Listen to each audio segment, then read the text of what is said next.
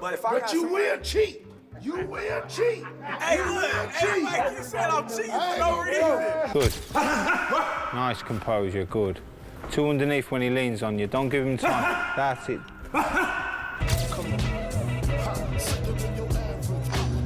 The moment Terence Crawford stepped into Anthony Joshua's camp, the atmosphere changed instantly. There were no cameras chasing him, no public announcement, just quiet tension and focused eyes. Crawford watched every drill, every movement, like a judge studying evidence before a verdict. This wasn't a friendly visit, it was strategic. When a pound-for-pound elite fighter shows up this close to fight night, it signals one thing. Joshua is preparing for war, not headlines. Good.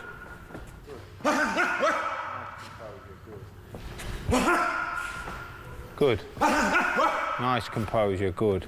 Two underneath when he leans on you. Don't give him time. Anthony Joshua has never believed he has all the answers. Wherever he goes, he listens, observes, and absorbs lessons from every fighter he encounters. Different styles, different mentalities. He takes pieces from all of them. That willingness to learn has reshaped his career time and time again. In a fight where expectations are high, adaptability may be his most dangerous weapon. I've heard that saying, a happy fighter is a good fighter.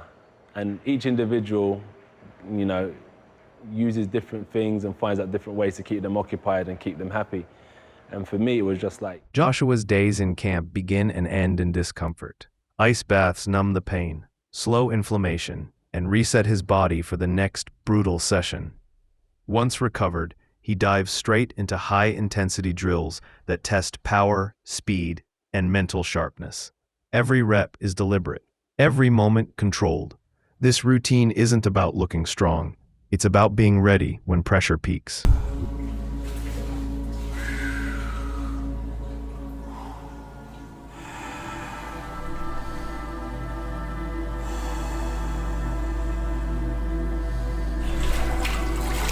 Combat sports analyst Wade Plemons delivers a blunt warning about this matchup.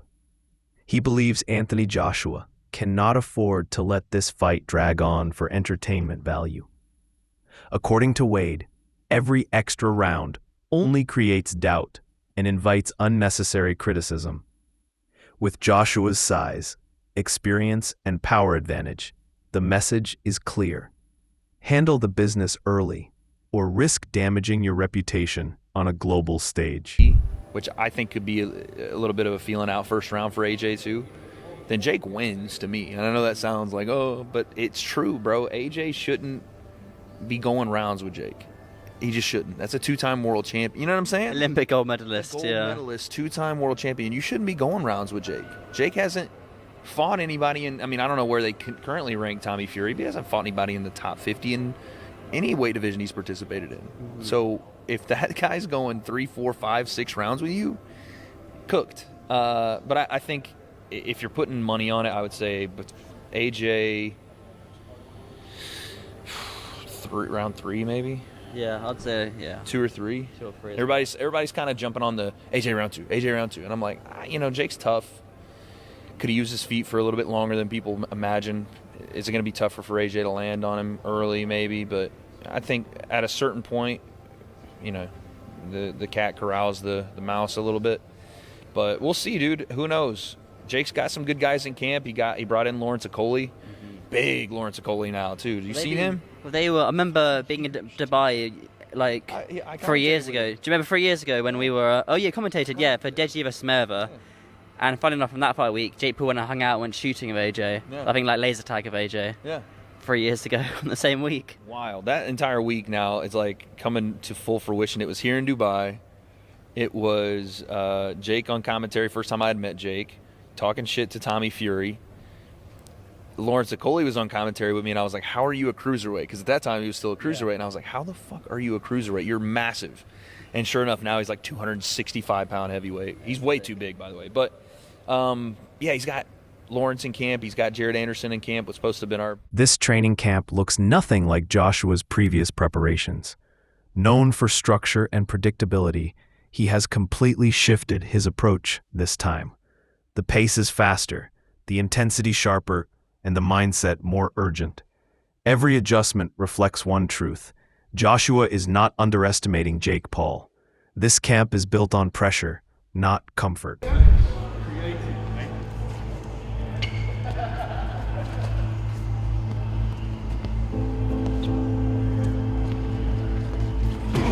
When Joshua's weight was revealed at roughly 243 pounds, the boxing world took notice. Cutting close to 20 pounds in his mid-30s is no small decision. Weight loss at this stage affects strength, recovery, and durability. While the lighter frame may increase speed and movement, it also carries real risks. Joshua is walking a fine line between agility and the power that defined his career. But fundamentally, you're still living life as normal. You're not restricting yourself that much. You know, if you're eating 2 pieces of chicken, maybe you just eat a piece of it. You see what I mean? You're not going to the extreme to try and actually dehydrate yourself or anything like that. It's very different than having to actually hit a specific weight, all right? And to do that in a relatively short space of time, because this fight's, not that long has it been announced, and it's not that long until the fight. It's only 2 weeks away. Eddie Hearn was talking about AJ weighing 265 a couple of days ago. So you're thinking, okay, 20 pounds in 3 weeks? That's not ideal for someone who, again, is in their mid to late 30s, a year in activity, and crucially has never had to hit a specific weight throughout the course of his career. Never had to do it. All right. So it did have me kind of worrying a little bit and thinking, is this a miscalculation, accepting that? Because in terms of him fighting Jake Paul, he's going to win. I mean, there's no ifs about it. He's going to win this fight. It's pretty much a given. All right. But it did have me wondering. Now, AJ, as I said, he took to his social media accounts to show that he's currently weighing 110.6 kg, which is around about 243 US pounds. So that's well under the weight limit.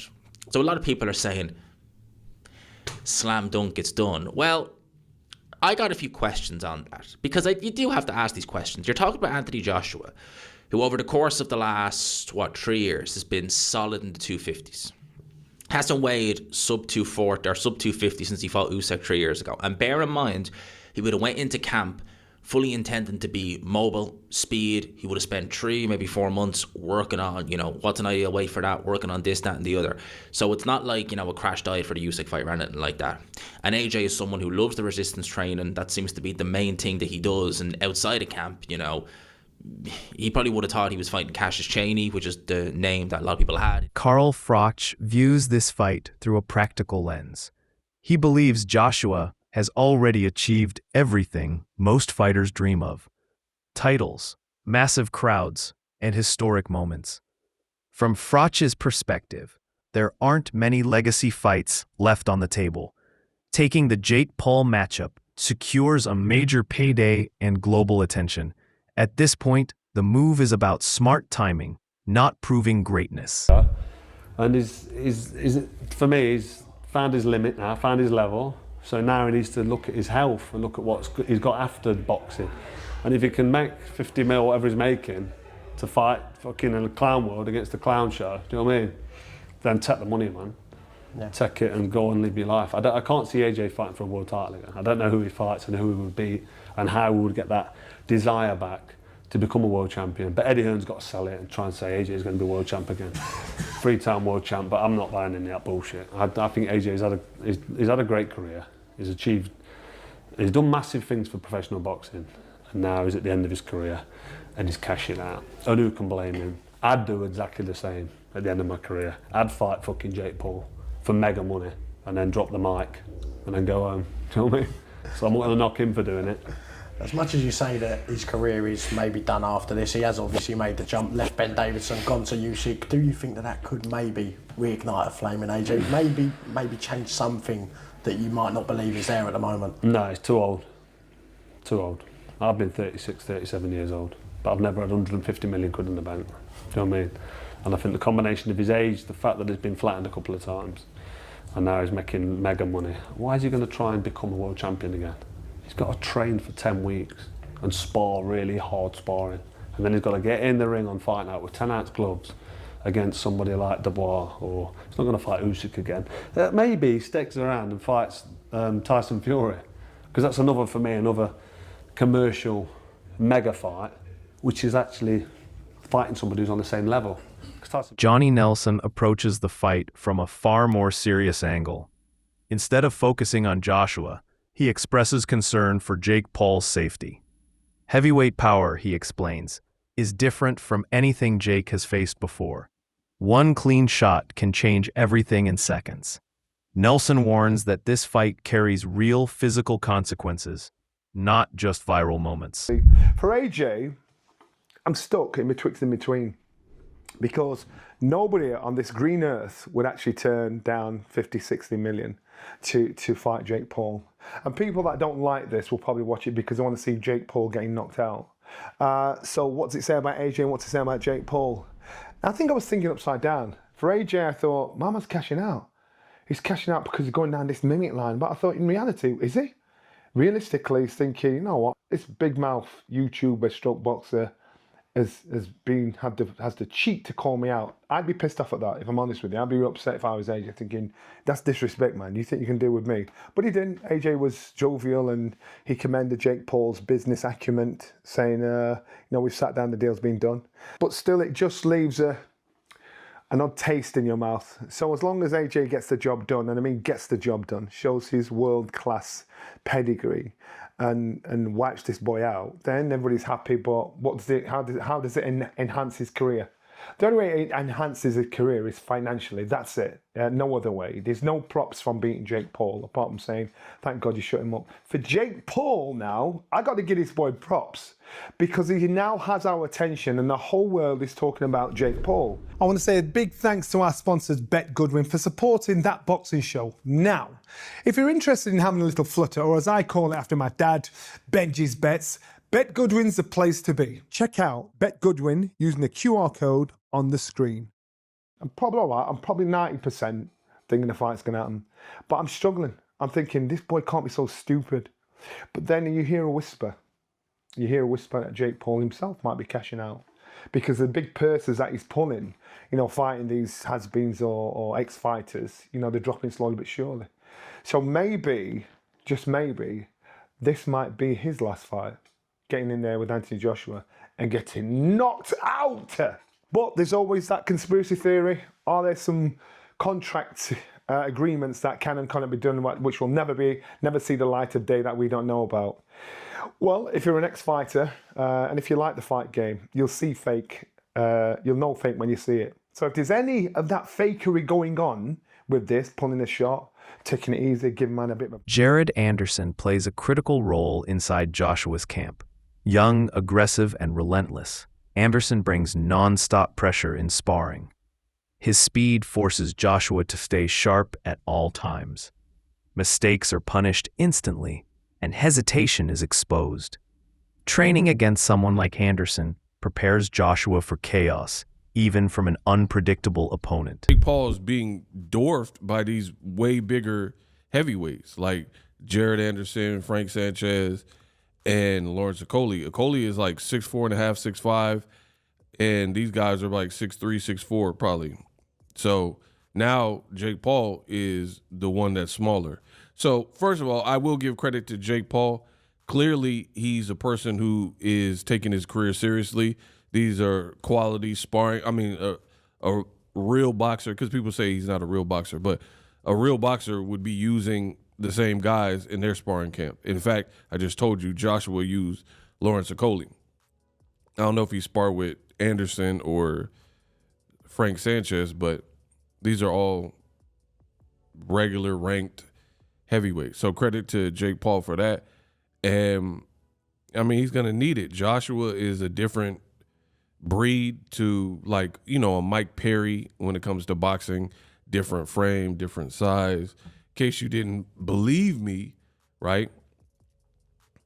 Jake Paul, this is what MVP Promotions posted. So Jake Paul top sparring, right? Heavyweights. And here's some pictures of Joshua with Lawrence Okoli.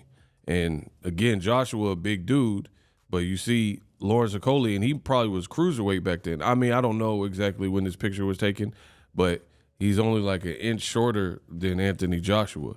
And now, as he's moved up to the full heavyweight, he has filled out more. You see, he looks even bigger than when he was a cruiserweight.